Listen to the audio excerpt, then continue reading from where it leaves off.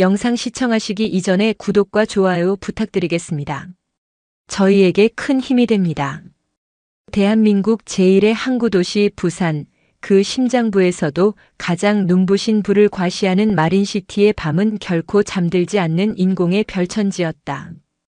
바다를 가로지르는 광안대교의 화려한 조명은 시시각각 색을 바꾸며 밤바다를 화폭 삼아 그림을 그렸고, 하늘의 별을 대신하려는 듯 솟아오른 초고층 주상복합 건물들은 저마다의 위용을 뽐내며 도시의 밤을 밝혔다. 그 불빛의 성체 중에서도 가장 높고 웅장한 위용을 자랑하는 해운대 트라이온 타워, 그곳에 1층 중앙 로비를 묵묵히 지키고 선 한 사내가 있었다. 그의 이름은 강진철. 파도에 깎인 절벽처럼 과묵하고 우직한 인상의 그는 평생을 컨테이너선의 항해사로 5대양 6대주를 누비다 몇 해 전 아내가 병으로 세상을 떠난 후 무트로 돌아왔다. 그는 이곳의 보안팀장으로서 수백 가구의 안녕과 질서를 자신의 마지막 항해처럼 여기며 책임지고 있었다. 그의 깊은 눈에는 젊은 시절 마주했던 폭풍 후의 기억과 함께 바다처럼 깊고 단단한 자부심이 서려 있었다. 바로 그날 밤 그의 하나뿐인 딸 강소라 해군 하사가 3년이라는 긴 복무 기간 만에 처음으로 한 달이라는 긴 휴가를 받아 아버지의 품으로 돌아오고 있었다. 그녀는 대한민국 해군 특수전전단 UDTSEAL, 인간의 한계를 시험하는 지옥의 훈련을 통과한 극소수의 정예 요원들 중에서도 유일무이한 여군 팀원이었다. 그녀의 다부진 몸은 지옥주라 불리는 132시간의 무수면, 극기 훈련과 살을 애는 동해의 겨울 바다 속에서 맨몸으로 견뎌야 했던 수중 침투 훈련, 그리고 수십 킬로그램의 폭약을 지고 적진 깊숙이 침투하는 수많은 가상 훈련으로 단련된 살아있는 강철 그 자체였다. 그녀의 정신은 오직 불가능은 없다는 UDT의 강령 하나로 벼려져 있었다. 하지만 택시 창밖으로 보이는 현실감 없이 화려하기만 한 마린시티의 풍경은 그녀에게 칠흑 같은 어둠과 수암만이 존재하는 심해의 적막함보다 오히려 더 낯설고 이질적인 공간으로 느껴졌다. 그곳은 그녀가 목숨 걸고 지키는 조국의 땅이었지만 동시에 그녀가 온전히 속할 수 없는 다른 세상처럼 보이기도 했다. 아버지. 마침내 도착한 아파트 로비, 근무 중인 아버지를 발견한 소라가 툭툭하고 무심한 듯, 그러나 그 안에 3년치의 그리움을 전부 담아 나직이 불렀다. 순찰 일지를 작성하던 강진철 팀장의 어깨가 크게 들썩였다. 그가 고개를 들었을 때 그의 눈에는 세상에서 가장 자랑스럽고도 애틋한 딸의 모습이 가득 들어찼다. 우리 딸, 내 새끼 소라 아이가. 그는 자리에서 벌떡 일어나 딸에게로 향했다. 그는 거칠어진 손으로 딸의 새까맣게 그을리고 반쪽이 된 얼굴을 연신 쓸어주었다.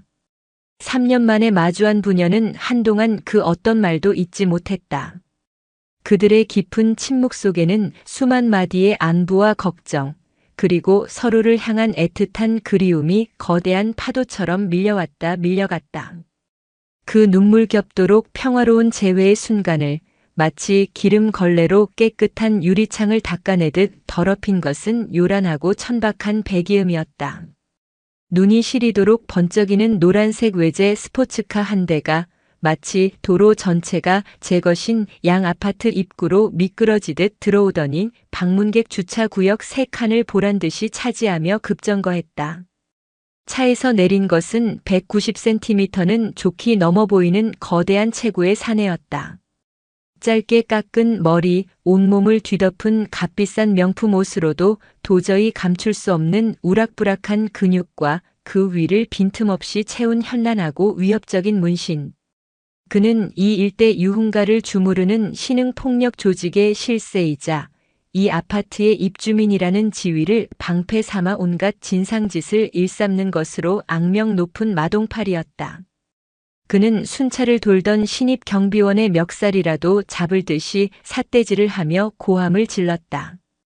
야, 눈깔은 장식이가. 떡하니 서 있는 내 차 안 보이냐고. 당장 안 달려오고 뭐하노. 내가 이 아파트에 내는 관리비가 얼만 줄 알기나 하나. 강진철 팀장이 급히 다가가 그의 앞을 막아서며 상황을 중재했다. 엄마 선생님, 늦은 밤이니 진정하시고 저희 아파트는 규정상 발레 서비스를 제공하지 않습니다. 마동팔은 강진철을 위아래로 훑어보더니 벌레라도 보는 듯한 경멸적인 표정으로 코웃음을 쳤다. 아, 팀장 양반이셨네. 늙었으면 집에 가서 손주 재롱이나 볼 것이지 여기서 뭘 한다고 이래 뻣뻣하게 서 있노. 쯧쯧. 내 차에 먼지 하나라도 앉으면 당신 목숨값으로도 감당 안 될 줄 알아라. 그는 강진철의 어깨를 일부러 강하게 툭 치고 지나갔다. 그 모든 광경을 한치의 미동도 없이 지켜보고 있던 강소라의 눈빛이 칠흑 같은 심해처럼 차갑고 깊게 가라앉았다. 그녀의 푸르고 평화로워야 할 귀환 위로 더럽고 탁한 먹구름이 서서히 그리고 분명하게 몰려오고 있었다. 마동팔의 상식을 벗어난 진상짓은 한 번 시작되자 멈출 줄을 몰랐다. 그는 마치 자신의 존재감을 확인이라도 하려는 듯 아파트에서 가장 연장자이자 책임자인 강진철 팀장을 표적으로 삼아 그를 공개적으로 괴롭히는 것을 일종의 유희처럼 즐기는 듯 보였다. 어느 날 새벽 그는 술에 잔뜩 취해 들어와서는 지하 주차장에 세워둔 자신의 차로 강진철을 불러냈다. 그리고는 자신의 최고급 외제차 바퀴 휠을 손가락으로 가리키며 명령했다. 어이 강 팀장. 여 흙탕물 튄 거 안 보이나? 내가 지금 기분이 아주 더럽거든. 당신이 저기 비치된 칫솔로 이 휠에 광이 날 때까지 한번 닦아봐라. 그럼 내 기분이 좀 풀릴 것도 같다. 그것은 명백히 한 인간의 자존심을 짓밟으려는 악의적인 의도가 담긴 행동이었다. 또 어떤 날은 야심한 시각에 배달시킨 족발과 보쌈 세트를 1층 로비에서부터 자신의 펜트하우스 현관문 앞까지 직접 배달하라고 억지를 부렸다. 규정상 안 된다고 정중히 거절하는 강진철에게 그는 로비 전체가 울리도록 소리를 질렀다. 이 아파트에서 내 말이 곧 법이야. 내가 시키면 하는 거지 어디서 토를 달아. 결국 다른 젊은 팀원들에게 피해가 갈 것을 우려한 강진철은 그 모든 굴욕적인 요구를 묵묵히 자신의 몫으로 받아낼 수밖에 없었다. 팀장님, 제발 저 좀 보십시오. 저런 인간 같지 않은 놈한테 대체 언제까지 당하고만 계실 겁니까? 저랑 같이 관리사무소장 찾아가서 정식으로 문제 제기하시죠. 저건 명백한 업무방해의 폭행입니다. 강진철과 한조로 근무하는 혈기왕성한 젊은 팀원이 분통을 터뜨리며 그의 팔을 붙잡았다. 하지만 강진철은 그저 그의 어깨를 힘주어 두드려주며 말없이 쓴웃음을 지을 뿐이었다. 소라는 창문 너머로 보이는 아버지의 그런 모습을 보며 가슴이 날카로운 칼에 베이는 것처럼 아팠다. 그녀는 휴가 내내 아버지의 뒤를 그림자처럼 따랐다. 그녀의 눈은 이미 단순한 딸의 시선이 아니었다. UDT의 훈련으로 다져진 그녀의 눈은 본능적으로 마동팔의 움직임, 그의 서 있는 자세의 허점, 말하는 습관에서 드러나는 심리 상태, 그리고 그가 거느리고 다니는 부하들의 동선과 역할까지 모든 것을 데이터처럼 수집하고 분석하고 있었다. 그녀의 머릿속에서는 이미 수십 가지의 완벽한 제압 시나리오가 그려지고 지워지기를 반복했다. 하지만 그녀는 움직이지 않았다. 섣부른 움직임은 오히려 아버지의 입지를 더욱 위태롭게 만들 수 있었다. 지금은 때가 아니었다. 칠흑 같은 바다에 몸을 숨기고 적의 동태를 살피는 수중 침투처럼 그녀는 고요하게 기다리고 있었다. 그러던 어느 날 강진철의 오랜 동료이자 누구보다 그의 인품을 존경하는 오상식 반장이 순찰을 마치고 돌아온 소라에게 조심스럽게 말을 건넸다. 그의 얼굴에는 깊은 걱정이 서려 있었다. 소라야, 내가 괜한 말을 하는 건 아닌지 모르겠다만 네 아버지 때문에 내가 요즘 잠을 설친다. 저 마동팔이라는 작자 말이다. 처음에는 그냥 돈 좀 있는 무식한 진상인 줄로만 알았는데 알아보니 그게 아니더라. 부산의 터줏대감인 신칠성파 조직과도 연줄이 꽤 깊게 닿아 있는 모양이더라. 물론 조직의 핵심 간부라기보다는 돈으로 그들 비위 맞추고 용돈 좀 찔러주면서 어깨에 힘주고 다니는 그런 부류의 인간이지만 그렇기에 더 무서운 법이다.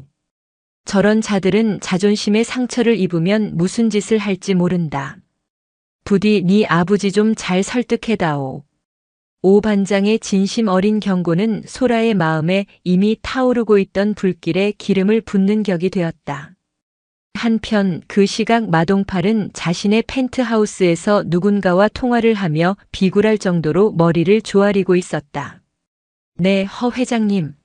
그럼요. 이번에 새로 오픈하는 해운대 클럽. 제가 반드시 부산 최고의 명소로 만들겠습니다. 그러니 부디 저 마동팔이 한번 믿어주시고 자금을 조금만 더 아닙니다, 형님. 절대 그런 뜻이. 그는 조직의 진짜 실세인 허 회장에게 잘 보이기 위해 자신의 능력을 증명하고 더 큰 이권을 따내기 위해 그 과정에서 쌓인 스트레스와 굴욕감을 풀기 위해 더욱더 미친 듯이 날뛰고 있었다. 자신의 과시욕과 탐욕이 곧 한 성실한 가장의 존엄성을 짓밟고 있다는 사실조차 인지하지 못한 채 그는 브레이크가 고장난 기관차처럼 파멸을 향해 맹렬히 달려가고 있었다. 해운대의 바다 위로 자욱한 해무가 끼듯 불길하고도 축축한 기운이 마린시티 전체를 서서히 감싸고 있었다. 마동팔을 옥죄는 것은 보이지 않는 쇠사슬이었다. 그것은 신칠성파라는 거대 조직의 실세, 허 회장이 던져주는 달콤한 이권인 동시에 언제든 그의 목을 죄 수 있는 차가운 올가미이기도 했다. 그는 허 회장의 막대한 자금을 등에 업고 해운대의 초대형 클럽을 열 준비를 하고 있었지만 그 과정은 순탄치 않았다. 경쟁 조직의 회방, 까다로운 인허가 문제, 그리고 무엇보다 밑빠진 독처럼 들어가는 막대한 자금은 그의 숨통을 조여왔다. 그는 매일 밤 최고급 양주를 들이켜며 불안감을 잠재우려 했지만 술이 깨면 어김없이 찾아오는 허 회장의 압박은 그를 더욱 깊은 나락으로 몰아넣었다. 동팔아, 내가 니를 믿고 투자한 돈이 얼만지 아나? 이번 클럽 만약 제대로 안 되면 니는 그냥 이 바닥에서 끝나는 기다. 알겠나? 수화기 너머로 들려오는 허 회장의 나직한 목소리는 그 어떤 협박보다 더 무서웠다. 그는 자신의 펜트하우스 거실, 통유리창 너머로 보이는 화려한 마린시티의 야경을 보며 주먹을 부들부들 떨었다. 저 불빛의 성체, 그가 온갖 수모를 견디며 손에 넣은 부와 명예. 그것을 잃을지도 모른다는 공포는 그를 이성을 잃은 짐승으로 만들었다. 그는 자신의 불안과 무력감을 표출할 만만한 대상이 필요했다. 그리고 그의 머릿속에는 늘 묵묵히 그러나 결코 비굴하지 않은 눈빛으로 자신을 대하는 늙은 경비원 강진철의 얼굴이 떠올랐다. 그의 존재 자체가 마동팔에게는 자신의 초라함을 상기시키는 거울과도 같았다. 그는 그 거울을 깨부수고 싶었다. 그의 분풀이는 점점 더 집요하고 악랄해졌다. 그는 일부러 로비 화분에 담뱃재를 털고는 그것을 발견한 강진철에게 보안팀장이란 작자가 아파트 관리도 제대로 못한다며 모든 입주민이 듣는 앞에서 공개적으로 망신을 주었다. 또 자신의 차에 새똥이 떨어졌다며 한밤중에 강진철을 호출해 세차를 시키는 등 상식 밖의 행동을 일삼았다. 강진철은 그 모든 것을 묵묵히 감내했다. 그의 침묵은 비굴함이 아니라 더 큰 파도를 막기 위한 방파제와 같은 인내였다. 그는 자신의 감정보다 딸의 안전과 동료들의 안위를 먼저 생각했다. 하지만 그 인내의 방파제는 눈에 보이지 않는 균열과 함께 서서히 무너져 내리고 있었다. 소라는 그 모든 것을 지켜보며 아버지의 푸른 제복 아래 감춰진 깊은 상처와 고뇌를 읽고 있었다. 그녀의 마음속에서는 분노와 함께 아버지에 대한 무한한 존경심이 솟아올랐다. 차가운 파도가 몰아치는 수면 아래에도 따뜻한 해류는 흐르는 법이다. 절망적으로만 보이던 상황 속에서도 희망의 씨앗은 조용히 싹트고 있었다. 그 중심에는 젊은 여성 변호사 최희현이 있었다. 그녀는 같은 아파트에 사는 입주민으로서 이전부터 마동팔의 상식 밖의 만행을 유심히 지켜보고 있었다.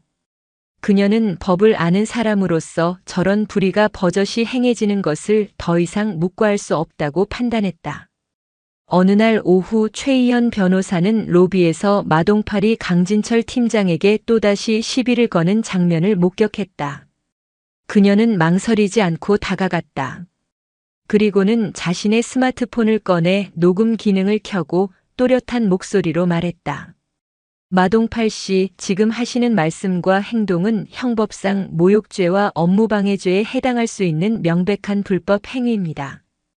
제가 지금부터 모든 상황을 기록하겠습니다. 법률 용어를 정확히 구사하는 그녀의 당당한 태도에 마동팔은 잠시 주춤하며 욕설을 내뱉고는 자리를 피했다.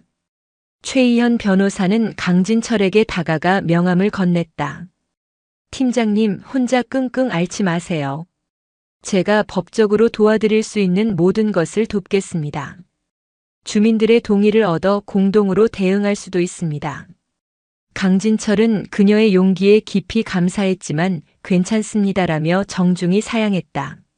하지만 그의 마음속에는 따뜻한 온기가 번져나갔다. 그날 밤 소라는 아버지와 함께 집 앞 해변가를 산책했다. 파도 소리를 배경으로 부녀는 처음으로 깊은 대화를 나누었다. 소라는 아버지에게 그만두시라고 자신이 어떻게든 책임지겠다고 간청했다. 하지만 아버지는 단호했다. 소라야, 아버지는 평생을 바다 위에서 폭풍우와 싸웠다. 저런 가짜는 파도에 꺾일 만큼 약하지 않다. 그리고 여긴 네 엄마랑 함께 살던 마지막 집이다. 아버지는 여기서 물러설 수 없다. 아버지의 눈에는 깊은 슬픔과 함께 결코 꺾이지 않을 의지가 담겨 있었다. 소라는 더 이상 아버지를 설득할 수 없음을 깨달았다. 대신 그녀는 자신의 방식으로 아버지를 지키기로 결심했다. 그녀는 휴가 기간 내내 아버지 몰래 마동팔과 그가 속한 조직에 대한 정보를 수집하기 시작했다. UDT에서 배운 정보 분석과 침투 기술이 동원되었다. 그의 사업장 주변을 정찰하고 그의 동선을 파악하고 그와 접촉하는 인물들을 분석했다. 그녀는 이제 단순한 딸이 아니었다. 소중한 것을 지키기 위해 어둠 속에서 조용히 움직이는 한 마리의 흑표범과도 같았다. 여름의 한복판, 기상청은 부산 지역에 수년 만에 가장 강력한 태풍이 상륙할 것이라는 특별 경보를 발령했다. 도시 전체가 긴장에 휩싸였고 특히 바다와 바로 맞닿아 있는 마린시티의 초고층 빌딩들은 태풍의 길목에 그대로 노출되어 있었다. 해운대 트라이온 타워의 보안팀과 관리사무소 직원들은 그야말로 초비상이 걸렸다. 강진철 팀장은 휴가 중인 직원까지 모두 소집해 비상근무 체제에 돌입했다. 그는 지난 수십 년의 항해사 경험을 바탕으로 태풍의 예상 경로와 시간대별 풍속 변화를 분석하며 팀원들에게 정확한 임무를 지시했다. 그의 노련한 지휘 아래 팀원들은 일사불란하게 움직였다. 지하 주차장의 모든 배수구를 열어 이물질을 제거하고 바람에 날아갈 위험이 있는 옥상의 구조물들을 밧줄로 단단히 고정했다. 아파트 외벽의 통유리가 강풍에 파손될 위험에 대비해 저층부에는 테이프를 붙이고 주민들에게는 창문을 단단히 잠그고 커튼을 쳐달라는 안내 방송을 쉴 새 없이 내보냈다. 소라는 그런 아버지를 도왔다. 그녀는 무거운 모래주머니를 나르는 아버지를 돕고 낡은 무릎 보호대를 새로 사다 드렸다. 아버지가 쪽잠을 자는 동안 그녀는 특수부대에서 배운 응급처치술로 아버지의 퉁퉁 부은 발목을 정성껏 마사지하며 피로를 풀어주었다. 그녀의 섬세한 손길에 강진철은 고단함도 잊은 채 깊은 잠에 빠져들었다. 아버지, 이제 그만두시면 안 돼요? 이 일 아버지가 하기엔 너무 힘들어요. 소라야, UDT의 구호가 뭐라 카드노. 불가능은 없다 아이가. 이아비도 마찬가지다. 내게 맡겨진 임무를 완수하기 전에는 절대 물러서지 않을 기다. 태풍이 아니라 태풍 할아버지가 와도 여긴 내가 지킨다. 아버지의 완고한 책임감 앞에서 소라는 더 이상 아무 말도 할 수 없었다. 그 시각 마동팔은 자신의 펜트하우스에서 관리사무소에 전화를 걸어 고래고래 소리를 지르고 있었다. 아, 시끄러워 죽겠네. 무슨 놈의 안내방송을 하루 종일 틀어대. 그리고 태풍 오면 내 차 침수될 수도 있으니까 당장 내 차만 제일 안전한 지상 5층 주차장으로 옮겨 놓으라고. 그의 이기적인 행태에 모든 직원이 치를 떨었다.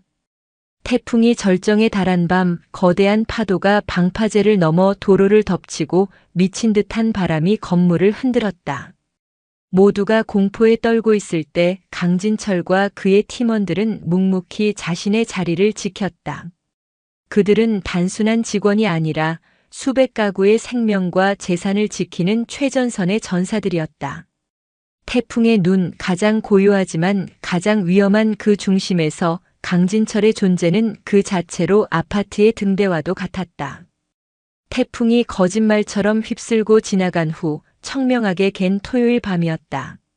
마동팔은 자신의 클럽 개장에 필요한 마지막 투자금을 허 회장으로부터 받아내는데 성공하자 기분이 들떠 자신의 펜트하우스에서 조직의 상사와 동료들을 초대해 성대한 파티를 열었다.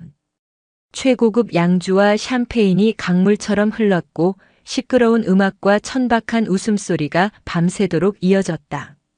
거나하게 술에 취한 마동팔은 자신의 부와 권력을 과시하고 싶은 마음에 부하들을 이끌고 1층 로비로 내려왔다. 그는 로비 중앙에 서서 마치 왕처럼 소리쳤다. 내가 바로 이 아파트의 왕이야. 내가 이 아파트의 법이라고. 다들 똑똑히 알겠어? 그는 비틀거리며 걷다가 소파에 부딪히면서 손에 들고 있던 값비싼 악어 가죽 지갑을 바닥에 떨어뜨렸다. 지갑이 열리면서 그 안에 있던 수십 장의 5만 원권 지폐가 마치 낙엽처럼 바닥에 어지럽게 흩어졌다. 마침 야간 근무 중이던 강진철 팀장이 다가가 허리를 숙여 지폐를 주워주려 했다. 바로 그 순간 마동팔의 취기 오른 눈이 악의적으로 번뜩였다. 어쭈, 이 영감탱이가 타이밍 좋게 내 돈 훔치려고 하네. 야, 여기 있는 사람들 다 봐라. 이 아파트 보안팀장이란 작자가 입주민 돈을 훔치고 있다. 상식적인 사람이라면 누구도 믿지 않을 터무니없는 누명이었다. 하지만 술에 취한 마동팔과 그의 곁을 지키는 험악한 부하들에게는 상식이 통하지 않았다. 그는 강진철의 어깨를 밀치며 더욱 큰 소리로 외쳤다. 좋아, 영감. 내가 정녕 훔치지 않았다는 걸 증명하고 싶으면 지금부터 이 바닥에 떨어진 돈 손대지 말고 이빨로만 주워봐. 한 장 한 장 전부 다. 내 눈앞에서 그렇게 하면 내가 특별히 용서해 줄게. 그것은 인간에 대한 최소한의 존중조차 없는 지독히도 악랄하고 잔인한 모욕이었다. 로비 소파에 앉아있던 몇몇 입주민과 마침 책을 반납하러 내려왔던 최희현 변호사가 경악하며 그를 말리려 했지만 마동팔의 부하들이 험악한 욕설과 함께 위협적으로 그들의 앞을 가로막았다. 다들 비키라 안 비키나? 우리 형님이 하시는 일에 괜히 끼어들었다가 다치지 말고 조용히 있어라. 최희현 변호사가 경찰에 신고하려 휴대폰을 꺼내드는 순간 마동팔의 부하 하나가 그 휴대폰을 거칠게 쳐내 대리석 바닥에 떨어뜨렸다. 상황은 일촉즉발의 위기로 치닫고 있었다. 마동팔은 강진철 팀장의 멱살을 잡고 바닥에 강제로 무릎을 꿇리려 했다. 꿇어. 이 아파트 주민 모두가 보는 앞에서 무릎 꿇고 싹싹 빌라고 이 새끼야. 그 모든 것을 떨리는 눈으로 지켜보던 오상식 반장이 마침내 비상 연락망을 눌렀다. 강소라의 개인 휴대폰이었다. 소라야. 정말 큰일 났다. 마동팔이 그놈이 네 아버지를. 이대로 두면 정말 큰일 나겠다. 1층 로비다. 제발 빨리 좀 와도. 수화기 너머로 들려오는 오 반장의 절박한 비명과 그 뒤로 희미하게 들려오는 아버지의 고통스러운 신음소리. 그것은 마침내 만조에 이른 분노의 파도를 폭발시키는 되돌릴 수 없는 신호탄이었다. 오상식 반장의 절규가 귓가에 채 사라지기도 전에 소라의 몸은 이미 반응하고 있었다. 그녀의 방 창문은 아파트 1층 로비가 정면으로 훤히 내려다 보이는 위치였다. 아버지의 멱살을 잡고 흔드는 마동팔의 추악한 모습, 그를 둘러싸고 낄낄대는 부하들의 비열한 웃음, 공포에 질려 어쩔 줄 모르는 입주민들의 무력한 얼굴. 그 모든 광경이 마치 고성능 카메라의 줌 렌즈로 당겨본 것처럼 그녀의 망막에 선명하게 그리고 극도로 느리게 박혔다. 그녀의 몸에서 피가 빠져나가고 대신 얼음처럼 차가운 분노가 혈관을 타고 흐르는 것 같았다. 그녀는 옷을 갈아입지 않았다. 가장 편안한 회색 트레이닝복 차림 그대로 고양이처럼 소리 없이 현관을 나섰다.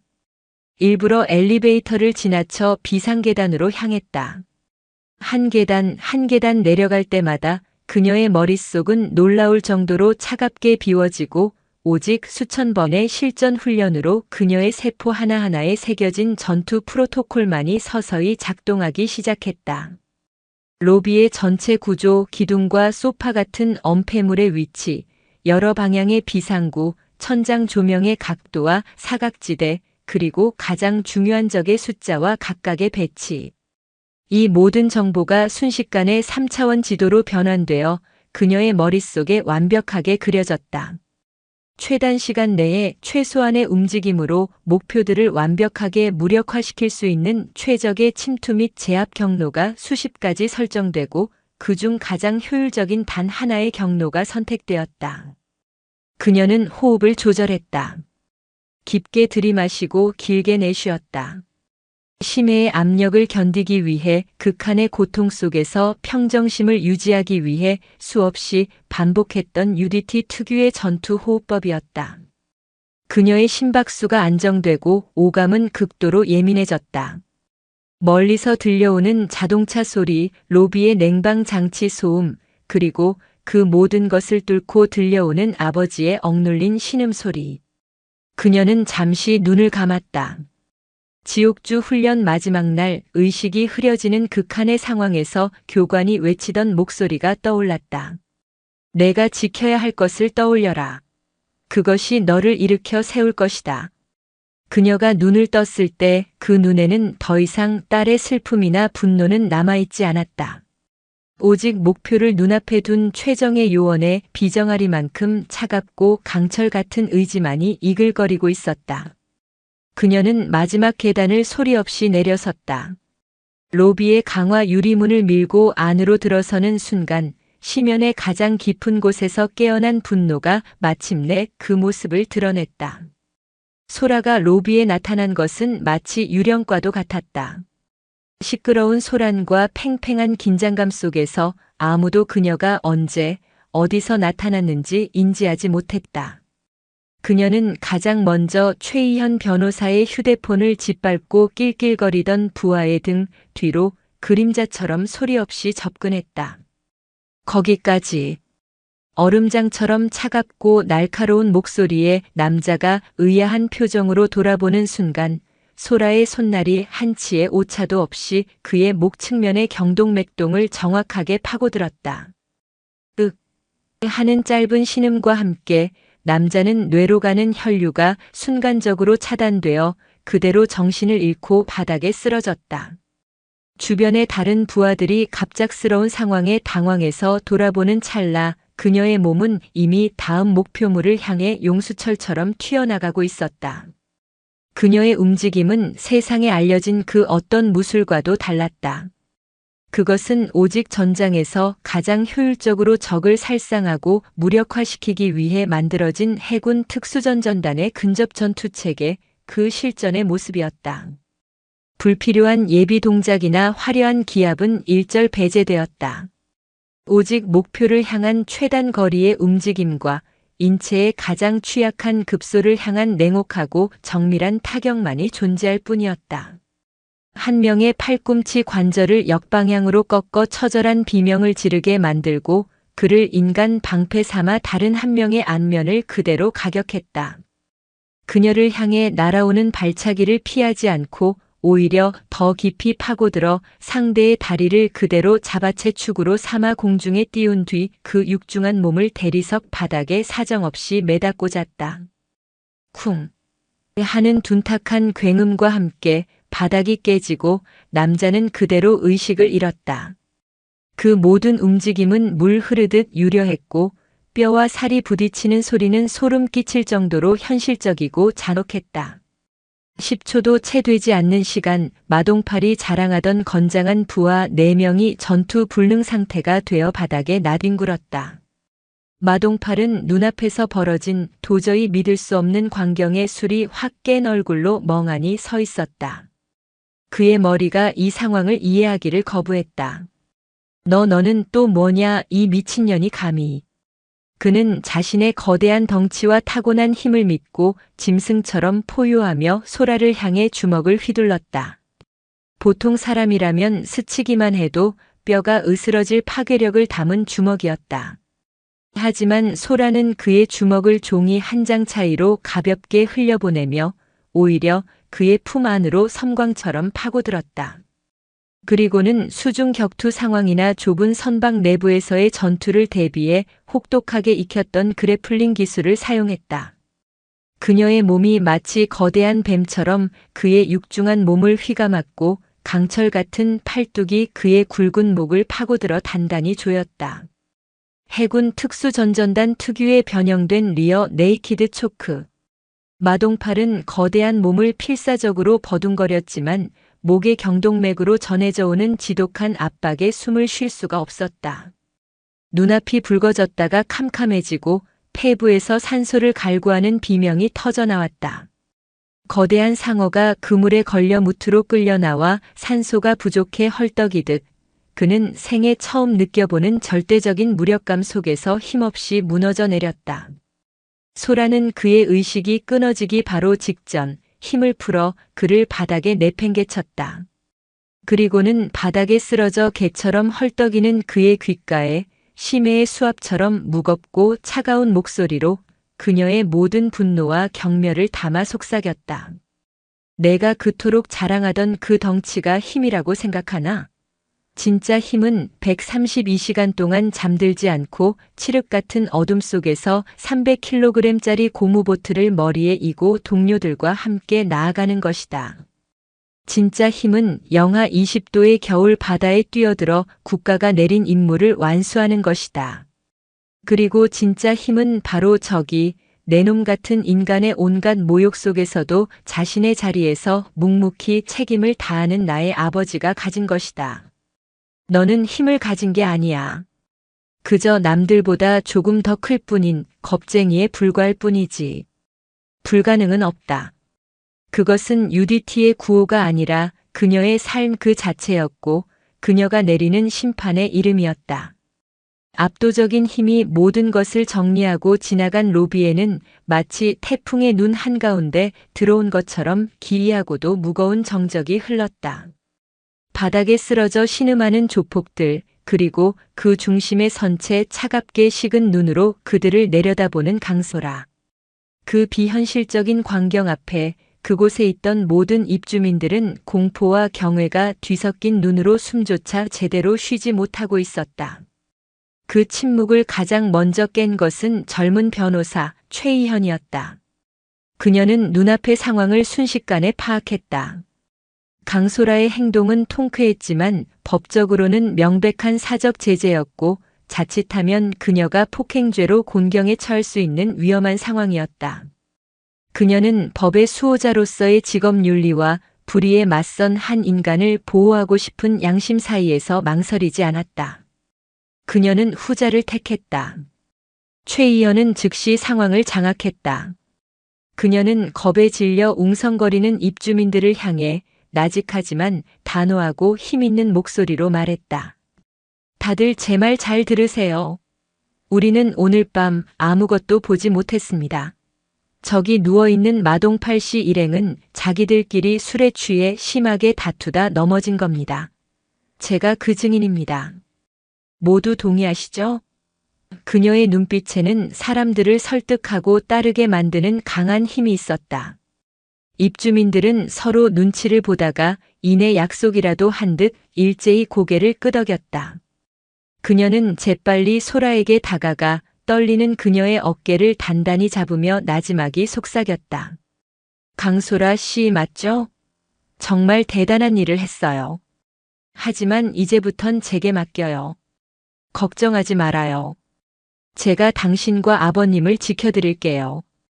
우선 아버님부터 안전한 곳으로 모시세요.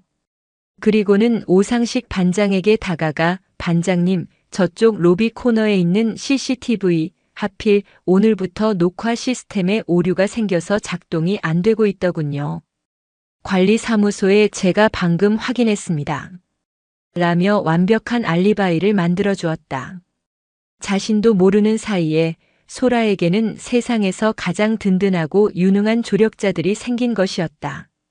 소라는 말없이 고개를 끄덕이고 충격과 놀라움으로 굳어버린 아버지를 부축했다. 강진철은 딸의 얼굴을 보고 그녀의 손을 잡고 떨리는 목소리로 물었다. 소라야, 정녕 괜찮은 것이냐? 다친 데는 없고. 그는 자신의 욱신거리는 몸보다 이 모든 일을 감당해야 할 딸의 여린 어깨가 더 걱정스러웠다.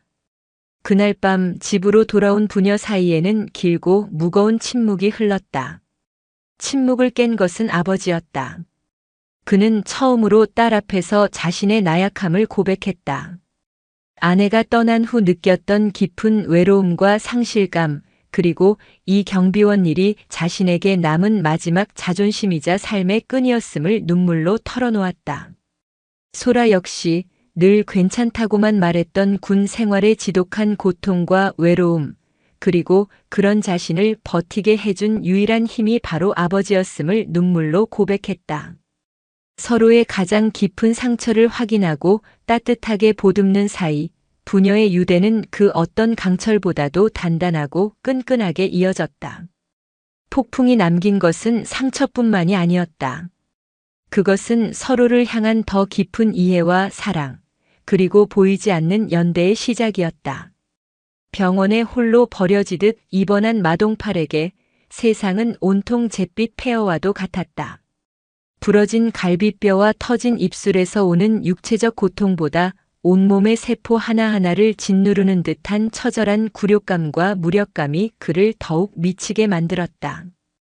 그가 돈과 폭력으로 거느리던 부하들은 마치 썰물처럼 흔적도 없이 사라졌고 그에게 형님 소리를 하며 아첨하던 이들은 그 누구도 연락조차 하지 않았다. 그의 권력은 모래 위에 지은 성처럼 허무하게 무너져 내렸다. 설상가상으로 며칠 뒤 그의 병실의 조직의 보스인 허 회장이 차가운 얼굴로 찾아왔다. 그는 과일 바구니 대신 경멸이 가득 담긴 눈빛을 들고 왔다. 동팔아, 꼴이 이게 뭐고. 개집애 하나한테 이빨 다 뽑히고 병원에 누워있는 사냥개는 우리한테는 더 이상 쓸모가 없는 기다. 네가 진행하던 해운대 클럽은 내가 직접 맡을란다. 그리고 니는 오늘부터 우리 식구 아니다. 조용히 이 바닥에서 사라지라. 이게 내가 니한테 베푸는 마지막 잡이다. 허 회장의 냉혹한 말 한마디 한마디는 마동팔의 마지막 남은 자존심마저 갈기갈기 찢어버리는 비수였다. 하지만 이상하게도 불타는 분노보다 더 큰 것은 지독한 허무함이었다. 그가 평생을 바쳐 좇았던 힘과 권력 그리고 의리라는 것이 얼마나 허망하고 부질없는 신기루였는지를 뼈저리게 깨달은 것이다. 모든 것을 잃고 나서야 그는 비로소 폐허 위에 홀로 선 자신을 마주 볼 수 있었다. 그는 텅 빈 병실의 천장을 바라보며 끝없이 자신의 과거를 되짚었다. 가난이 지긋지긋했던 어린 시절. 부산의 한 작은 포구 마을, 왜소하고 약하다는 이유 하나만으로 매일같이 동네 아이들에게 둘러싸여 두들겨 맞고 푼돈을 빼앗겼던 기억. 갯벌에 처박혀 울면서 그는 뼈에 사무치도록 맹세했다. 다시는 누구에게도 밟히지 않겠다고. 세상에서 가장 큰 덩치와 가장 강한 주먹을 갖겠다고. 그렇게 그는 폭력을 동경했고 약자를 짓밟는 것을 힘의 증명이라 여기는 괴물이 되어버렸다. 소라의 마지막 말이 그의 귓가에 메아리 쳤다. 너는 그저 남들보다 조금 더 클 뿐인 겁쟁이에 불과할 뿐이지. 그랬다. 그는 평생을 어린 시절의 상처와 공포로부터 도망쳐온 겁쟁이였을 뿐이었다. 절망의 가장 깊은 바닥, 모든 빛이 사라진 심해의 침묵 속에서 그는 처음으로 자기 자신과 정면으로 마주했다. 그리고 그 순간 폐허 위로 희미한 달이 떠오르듯 그의 마음속에도 아주 작은 성찰의 빛이 떠오르기 시작했다. 절망의 가장 깊은 바닥까지 내려간 마동팔에게 예상치 못한 손길이 찾아왔다. 그가 그토록 무시하고 짓밟았던 사람들로부터였다. 어느 날 오후 그의 병실 문을 조심스럽게 열고 들어온 것은 강진철의 동료 오상식 반장이었다. 그는 어색하게 헛기침을 하며 김이 모락모락 나는 뜨거운 보리차가 담긴 낡은 보온병을 그의 위에 놓았다. 마 선생님, 다른 게 아니고 그냥 생각이 나서 한번 와봤습니다. 우리 강 팀장 성격 같았으면 아무리 원수지간이라도 이렇게 혼자 아프게 누워있는 꼴은 그냥 못 봤을 겁니다. 사람은 미워해도 아픈 건 미워하는 게 아니라고 했거든요. 아무쪼록 몸조리 잘 하이소. 아무런 대가도 비난도 조롱도 없는 그저 순수한 인간적인 연민. 자신이 가장 하찮게 여겼던 약자가 건넨 그 따뜻한 보리차 한 잔이 마동팔의 수십 년간 얼어붙었던 심장을 녹이는 예상치 못한 불씨가 되었다. 그는 돌아나가는 오 반장의 뒷모습을 보며 어린아이처럼 소리내어 오랫동안 울었다. 그것은 자신의 더럽고 추악했던 과거를 씻어내는 회개의 눈물이자 너무 늦었지만 새로운 삶을 향한 갈망의 시작이었다. 퇴원 후 마동팔은 흔적도 없이 사라졌다. 그는 자신의 모든 것을 처분했다. 화려했던 스포츠카, 도시가 한눈에 내려다 보이던 펜트하우스, 온몸을 휘감았던 명품 옷과 시계까지. 모든 것을 헐값에 팔아 빚을 갚고 남은 얼마 안 되는 돈을 손에 쥐었다. 그리고 그는 자신의 뿌리가 시작된 곳, 비린내 나는 자갈치 시장으로 돌아갔다. 그는 시장의 한 귀퉁이에 작은 좌판을 빌려 생선 가게를 열었다. 마동팔 수산. 그는 매일 새벽 3시면 일어나 경매시장에 나가 가장 신선하고 좋은 생선을 떼어왔고 하루 종일 허리 펼 틈도 없이 생선을 다듬고 팔았다. 우락부락한 문신과 험상궂은 인상 때문에 처음에는 손님들이 겁을 먹고 피해 다녔지만 그의 우직한 성실함과 의외로 좋은 생선을 고르는 안목, 그리고 정직한 가격에 점차 단골 손님들이 늘기 시작했다. 그는 땀 흘려번 돈의 가치를 처음으로 깨달았다. 남을 짓밟고 빼앗은 돈이 아니라 자신의 정직한 노동으로 번 돈으로 사먹는 뜨거운 국밥 한 그릇이 세상 그 어떤 진수성찬보다 더 달고 맛있다는 것을 알게 되었다. 그의 얼굴에서 흉터 같은 험악함이 서서히 지워지고 대신 땀과 햇볕이 만든 건강한 주름이 자리 잡기 시작했다. 갯벌처럼 질척거리던 그의 인생에 비로소 작고 소중한 새싹이 돋아나고 있었다. 1년이라는 시간이 쏜살같이 흘렀다. 마동팔의 작은 생선 가게는 제법 자리를 잡았고 그는 이제 시장에서 문신 사장님으로 불리며 나름의 신용을 얻고 있었다. 그는 자신의 가게에서 나오는 수익의 일부를 떼어 자신이 어릴 적 신세졌던 지역의 작은 보육원에 매달 싱싱한 생선을 기부하는 것으로 과거의 빚을 조금씩 갚아나가고 있었다. 어느 날 오후 그는 가장 크고 좋은 옥돔 몇 마리를 정성껏 나무 상자에 포장했다. 그리고는 큰 용기를 내어 해운대 트라이온 타워를 찾아갔다. 그는 경비실에서 근무 중인 강진철 팀장 앞에 섰다. 그리고는 예전처럼 고개를 숙이는 대신 진심과 존경이 담긴 맑은 눈으로 그를 바라보며 서툴지만 정직한 목소리로 말했다. 팀장님, 아니 어르신. 제가 어릴 적부터 포구에서 자라서 다른 건 몰라도 생선 보는 눈은 하나 있습니다. 제가 오늘 새벽 시장에서 직접 보고 고른 가장 좋은 놈입니다. 약소하지만 어르신께 꼭 한번 대접하고 싶었습니다. 받아주십시오. 강진철은 그의 때 묻은 작업복과 생선 비늘이 군데군데 붙어있는 거칠어진 손, 그리고 그 안에 담긴 투박한 진심을 보고 말없이 옥돔이 담긴 상자를 받아들었다. 그날 이후 두 사람은 가끔씩 마주치며 어색하지만 따뜻한 인사를 나누는 기묘한 이웃이 되었다. 그리고 또다시 계절이 바뀌어 따뜻한 봄날이 찾아왔을 때 강소라가 다시 휴가를 받아 부산을 찾았다. 그녀의 눈에 비친 마린시티는 여전히 화려했지만 예전처럼 차갑고 이질적으로 느껴지지만은 않았다.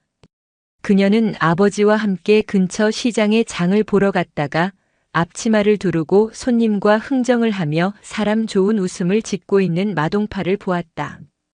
그는 예전처럼 위압적인 모습이 아니라 삶의 무게를 온몸으로 견디며 살아가는 평범한 시장 상인의 모습이었다.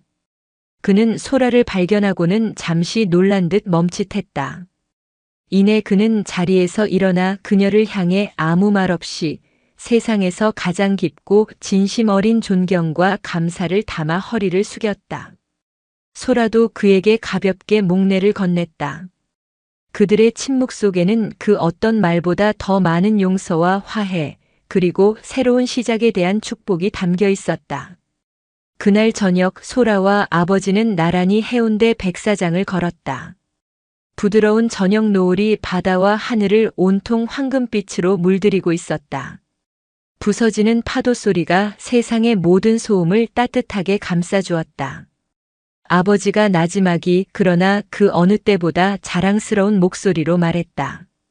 거친 파도가 날카로운 바위를 깎아 아름다운 조약돌을 만들고 깊은 바다가 세상의 모든 더러운 것을 품어 스스로 정화시키듯 사람의 마음도 그런 것 같구나.